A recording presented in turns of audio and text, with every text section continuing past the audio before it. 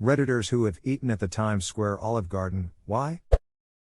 I have a buddy who goes there when he is breaking up with someone. He doesn't want to ruin any other restaurants. He's back again. Hey. Hide the table knives, this one looks crazy. So that's why they always make me eat with my hands. You can do too much damage with a grapefruit spoon. My dad, though now very wealthy, was raised with nothing. As such, he thinks that upscale chains like Red Lobster, Cheesecake Factory, and Olive Garden are fancy. Our first family trip to NYC, he wanted to really knock our socks off with the finest opulence he could think of dinner at the Times Square OG. That's really sweet. Sounds like you have an awesome dad. Friend's birthday. I ordered the chicken Alfredo. I shit you ducking not, they brought me plain noodles. When I asked where the chicken and cheese was, they said it was coming. 10 minutes later they brought me chicken. Still no cheese. To this day I have not received it. I just talked to the kitchen and they said it'll be out very soon. Thanks for your patience. Night 2008 tickets. Me and so were in NY for a week. Obviously wanted to see the ball drop, but didn't want to spend an entire day freezing in the street sections. Got tickets to Olive Garden. The food was fine and there was an open bar of top shelf spirits. Basically, open bar. Edit, wow. I go to sleep for a few hours and this has gone a bit mad. To answer some of the questions, I think anyone as a tourist will want to have a quintessential experience. As a British pair we were cramming in as much to the trip as we could. The tickets were for the OG meal and drinks on night. It got us access to all of the closed streets getting to Times Square. We got to see the ball drop but were warm and had access to a toilet. Jets game was versus Miami Dolphins. I have no idea who won, but the experience was fun. Except the getting back into Manhattan part. I think I saw something from this past year or the year before and tickets to the OG were like $400. I'm sure there were lower tiers but I can't imagine paying that much for an Olive Garden. Then again you get to be warm and sometimes that is priceless. Tickets to the OG sounds way cooler than what it is. That was the first job that I had, alright. I didn't want to call it Burger King either cause like Yano. So I used to call it the BK Lounge. If the girls were like, "Where do you work?" I was like, "I work down at the BK Lounge. I'm a bouncer at the BK Lounge. Can we get in?" Not without coos. Not without coos, baby. Whoa, a Dane Cook reference. Neat. Someone shit on the coats. Shoes? Duck shoes. I was in my kitchen. Cleaning a dish. Tell them what you told me. That's not what he told me. I know this guy who gloats about how he is Mr. Sophisticated. So I was on a business trip with him to Louisiana and we saw an Olive Garden. His jaw dropped and he proclaimed the only other Olive Garden I've been to is in Times Square, New York City. And he made us go there thinking it was the only other Olive Garden in existence. Amazing. Where are you from? We felt like going for the salad, the service there was excellent. 1010 would go there to have my credit card info stolen again. Donkey, is that you? Reminds me of the time Donkey beat Sky at Smash. I do not watch his videos because he is black. Too obscure a Donkey reference for some. Clearly. Because every fan would know from his 500k subs face reveal that he is actually of the Puerto Rican descent. I was on a school trip and I'm assuming it was the cheapest option for 100 kids to eat. For 100 kids to eat, those poor employees. When I worked as a waiter we had a Spanish teacher bring a total of 6 of her classes to our restaurant over a period of 2 weeks. The first Monday was 3 classes and the second Monday was the next 3.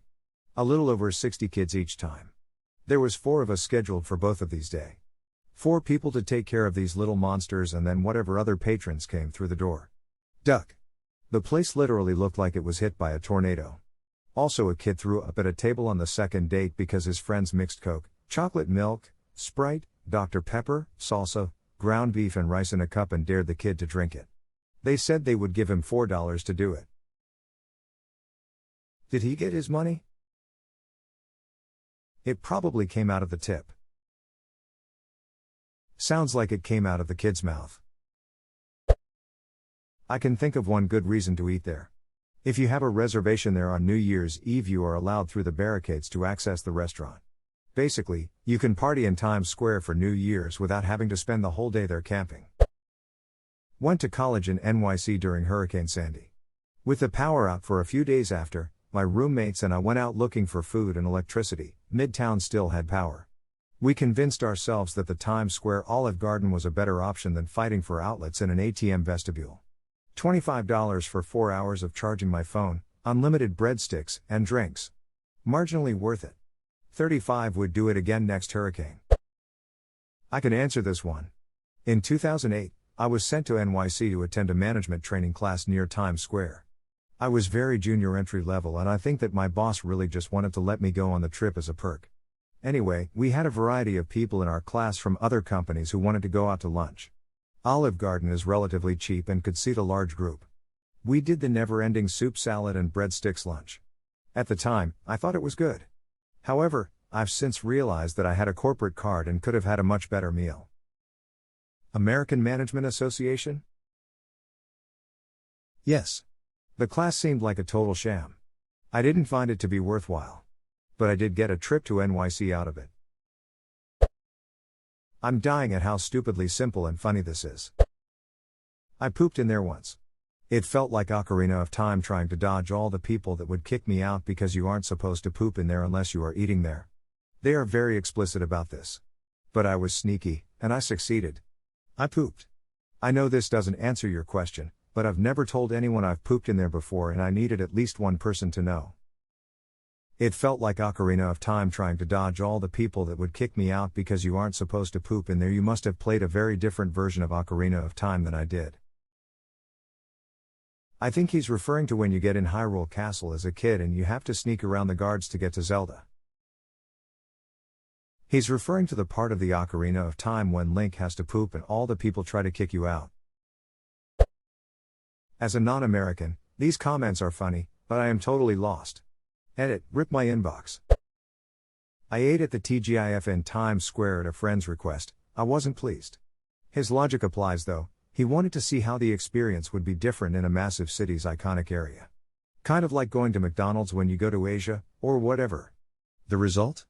Exactly the same, but busier and more expensive, and more disappointing as it meant we missed eating at some other local place instead. McDonald's in Morocco is like the fanciest, busiest place in every city I've been to so far. Weddings, parties, anything you can think of are held there. The Sparrow at Times Square is the best pizza in NY though. Gonna get me a New York slice. It's the heart of civilization right there. That's Tina Fey. Conan strolls by in the background. Breadsticks. The breadsticks at Olive Garden, at least in my area, are a shadow of what they used to be. Barely any butter and dry as shit. I hope they'll be restored to their former glory someday, lol. So it's not just me. I swear I used to get more enjoyment from eating those things many years ago, but maybe it's because I also used to get more enjoyment from everything in life many years ago. Not Olive Garden but the TGI Fridays. I arrived in Times Square a few years back kinda late and was waiting for a friend to get back to me. It was about December or so and was absolutely brutal out, and that's where I decided to go in and grab a pint. Bartender ended up being a friendly enough dude, and now I stop in every time I happen to go to the city and chat with him and catch up. I had just gotten out of a relationship and was thinking about moving across state. I ended up staying in my city, but I stopped in about a year after the first time I went in to see if he was working, and when I walked in the door and saw him he said, "I thought you were moving." He earned my loyalty. I always wondered what a bartender in one of those chain places in Times Square is pulling. I feel like in the end maybe it would just even out to like every other location, since you have tourists from all over the world. Some used to tipping and some not. I've always wanted to waltz in and ask them, but I feel like even going, "Yeah, I used to bartend and," just sounds super douchey. Not quite Times Square, but I once got drinks at a TGIF-like place in a big international airport. The bartender was one of the best I've ever had. Other than a bar back, he was taking care of 15 people alone while doing drink tricks and getting to know pretty much every customer. There were at least 3 or 4 travelers who were obviously regulars for him. It calmed down after an hour or so and I got to talk with him for a bit. Apparently he pulls in significantly more than he did at his late-night club gig in the city. He told me that instead of working Thursday, Friday, Saturday nights he would work Monday to Thursday days and make the same money, sometimes more. He was also sick of working the party hour weekend shifts. The atmosphere was relaxed and allowed him to get to know the customers better, which led to him having a bunch of regulars. Anecdotal for sure, but I can imagine that it's not uncommon for bartenders in high-traffic tourist areas to make bank.